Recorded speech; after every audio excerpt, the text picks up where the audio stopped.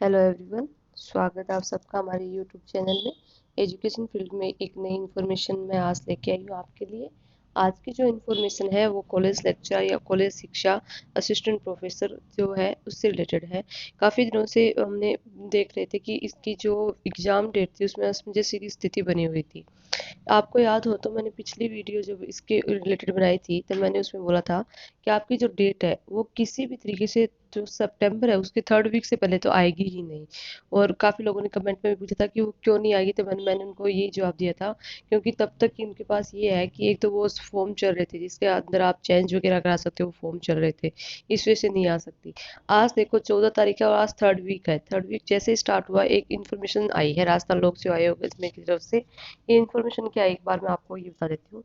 ये इन्फॉर्मेशन इस प्रकार है कि जो कॉलेज शिक्षा विभाग 2023 के आवेदकों के आवेदन पत्रों की जांच के दौरान यह पाया गया कि कुल 2,01,136 आवेदकों में से 297 आवेदकों द्वारा 4 या अधिक विषयों में आवेदन किया गया है।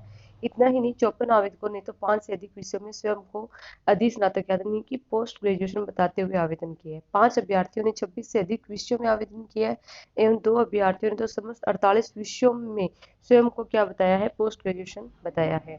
समस्त 48 विषयों में आवेदन करने वाले अभ्यर्थियों से उनके द्वारा आवेदन पत्र पर किए गए मोबाइल नंबर राजस्थान लोक सेवा आयोग अजमेर द्वारा वार्ता करने पर ज्ञात हुआ कि पोस्ट ग्रेजुएशन योग्यता के संबंध में उनके द्वारा अंकित गए तथ्य पूर्णतः क्या थे, गलत थे या भ्रामक थे। इस प्रकार के असत्य आवेदनों के कारण परीक्षा आयोजन में गंभीर बाधा उत्पन्न होकर परीक्षा तिथि, ये ध्यान से देखना, गंभीर बाधा उत्पन्न होकर परीक्षा तिथि निर्धारण में विलंब होता है। अतः आयोग ऐसे समस्त अभ्यर्थियों को प्रथम दृष्टया संदिग्ध मानते हुए उनके विरुद्ध विधि सम्मत कार्यवाही कर रहा है। देखो इसमें ये बोला गया था कि जैसे आपको ही पता है अब क्या है, एक बार आपका जो वन टाइम रजिस्ट्रेशन होने पर क्या फीस लगती है, उसके बाद आपकी कोई फीस नहीं लगती। तो अब इसमें क्या होगी, टोटल जितने भी फॉर्म आए थे ना उनमें से 200 में ऐसे थे जिन्होंने क्या करके 4 या अधिक सब्जेक्ट में अपनी पोस्ट ग्रेजुएशन बताते हुए फॉर्म भर के हैं। और जो 54 है वो ऐसे ऐसे लोग हैं जो क्या बता रहे हैं कि हमने 5 सब्जेक्ट में क्या कर रखा है, पोस्ट ग्रेजुएशन। मान के चलो एक बंदे को एक बार ग्रेजुएशन करने में 2 साल लगते हैं, 5 बार उसने ग्रेजुएशन किया, 10 साल क्या अपनी पोस्ट ग्रेजुएशन में कर देगा। 2 सब्जेक्ट में तो काफी लोगों की होती है लेकिन 5 सब्जेक्ट बहुत ज्यादा हो जाते हैं।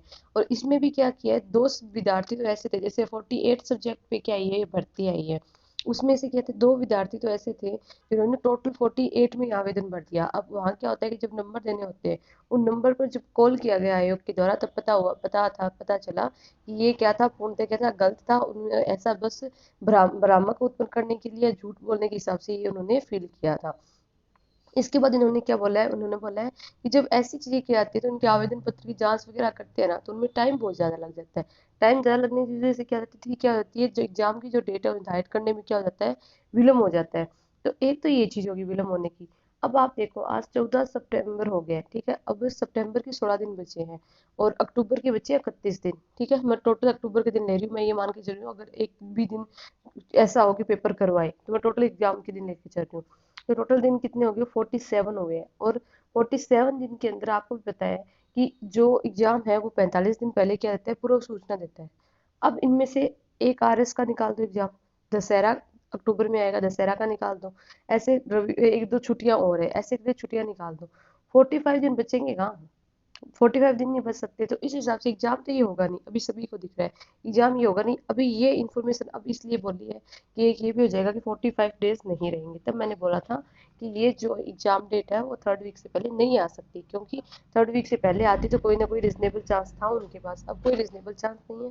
दूसरा, अगर ऐसे आवेदन ज्यादा आ रहे हैं और ये तभी हो रहा है क्योंकि वन टाइम रजिस्ट्रेशन कर दिया, कोई फीस नहीं लग रही तो लोग भर रहे हैं, तो ऐसे आवेदन की जांच करने में टाइम जाएगा। ये खुद बोल रहे हैं कि इसमें क्या होता है, टाइम ज्यादा, जो तिथि निर्धारण करते हैं उसमें भी बहुत ज्यादा टाइम लगता है। तो ये एग्जाम अब होने की संभावना बिल्कुल नहीं है। अभी सबसे ज्यादा जो पहले काम चल रहा है वो रीट लेवल सेकंड का और फर्स्ट का। जैसे अभी फर्स्ट का रिजल्ट आ रहा है, जिला अलॉट हो रहे हैं, अब वैसे ही सेकंड को तैयारी करेंगे, सितंबर में 20 सितंबर तक हो जाए। फर्स्ट ग्रेड के कुछ जो सब्जेक्ट है उनकी काउंसलिंग आई थिंक 16 को शुरू हो रही है, जैसे फिजिक्स आई थिंक 16 से काउंसलिंग भी शुरू है। तो अभी काम क्या चल रहा है, आरपीएससी का और इनका दोनों का मिलके काम यही चल रहा है, कैसी न कैसी जिनका एग्जाम हो चुका है, जिनका क्लियर हो चुका है उनको ज्वाइनिंग दे। आगे चुनाव आ रहे हैं, अब अगर एग्जाम करवाते हैं उसमें कोई एग्जाम लीक हो जाता है तो सारी जिम्मेदारी किसकी, सरकार की बनती है। अब जाते हुए सरकार, ये चुनाव के टाइम कोई सरकार ये नहीं चाहेगी कोई ऐसा उनके ऊपर आरोप लगे कि आपने एग्जाम फिर से लीक हो गया, ये लीक हो गया। अब बात रहती है आरएस एग्जाम की। मुझे नहीं लगता आरएस एग्जाम के चांस के धीरे धीरे कम हो रहे हैं। लोग ऐसे क्यों बोल रहे हैं?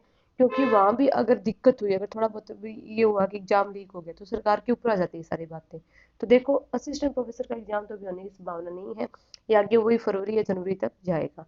तो आज ये रिलेटेड इन्फॉर्मेशन थी, तो मैंने सोचा आपको प्रोवाइड करवा दूं।